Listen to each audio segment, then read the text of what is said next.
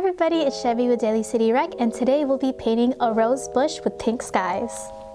What you'll be needing for this painting are paints, paint brushes, a cup of water, a palette, and for your canvas, be sure to tape the edges around tightly. Before we begin, let's go ahead and put down the first colors that we will be using into our palette. I will be using pink.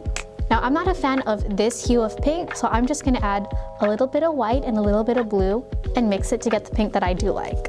Now, I added a little too much blue to the pink mixture I was gonna make and ended up with a nice purple, but it's all right because we always blend our colors together. So instead of using this bottle, I'm going to directly put a little bit of white and a little bit of red onto the canvas.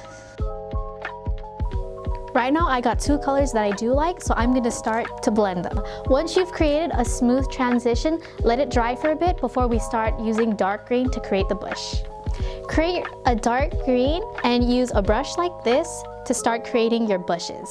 Now that you got your bushes onto the canvas, add a little bit of white to the dark green that we just used and a little bit of this apple Shrek green to create this color and to create some leaves. Now we're gonna create red for this rose bush, but this red's a little too bright, so I'm gonna take a little bit of paint that we used in the sky and mix it with this red, just to mute it a little bit. With white paint and a tiny brush, go ahead and make swirling motions within your roses. Now combining Shrek green and neon green, mix them together so we can start adding more detail onto the bush. With white paint and a flat brush, go ahead and create clouds in the sky. I hope you still have pink from the sky we created earlier because we're going to use a little bit of that pink to add details to our clouds.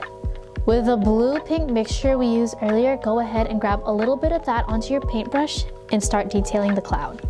Once more with the white paint, dip your brush a little bit into it and start creating stars by flicking it onto the canvas. Once you finish your painting, go ahead and remove the tape from the edges.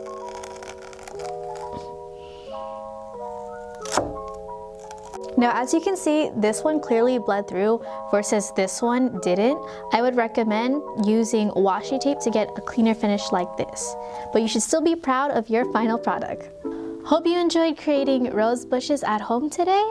Hopefully you got better tape than I do, and I'll see you next video.